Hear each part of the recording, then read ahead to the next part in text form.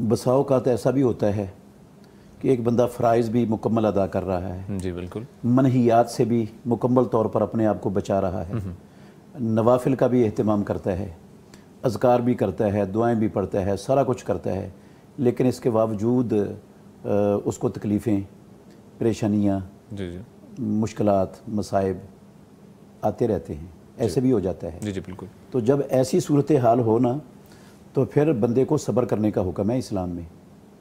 अल्लाह से कोई आजमाइश, इम्तिहान, परेशानी मांगनी नहीं चाहिए, लेकिन जब आ जाए तो फिर उस पर सब्र करे मोमिन। और जब मोमिन सब्र करता है ना, तो ये उसके लिए बेहतर हो जाता है। सही मुस्लिम में हदीस है, रसूलुल्लाह सल्लल्लाहु अलैहि वसल्लम ने फरमाया, अजबल लिअम्रिल मोमिन, मोमिन का मामला बड़ा ही अजीब है।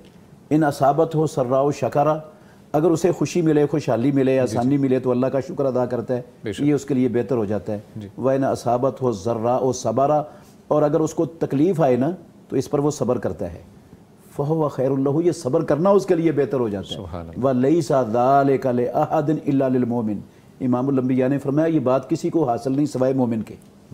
और ये बात हकीकत है कि दुनिया में आजमाइशें, इम्तिहानात, तकलीफ़ें, मसाइब अज़कार करने वालों पर भी आती रहती हैं, और अल्लाह रब्बुल आलमीन इसलिए नाज़िल करता है उन पर कि उनकी जो कमियां कोताहियाँ होती हैं ना, इन आजमाइशों से अल्लाह वो मुआफ़ कर देता है और उनके दर्जे अपने यहाँ बुलंद कर लेता है। जी जी बिल्कुल, ये हदीस भी है, सुन्नत है, ठीक है, अल्लाह की अपने नेक साले मुकर्रब बंदों में, कि जितना ज़्यादा बंदा अल्लाह का मुकर्रब होता है उतनी ज़्यादा आजमाइशें और तकलीफ़ें और इम्तिहानात और मसाइब उसका घेर लेते हैं, वो सामना करना पड़ता है उसे दुनिया में। बिल्कुल ठीक है।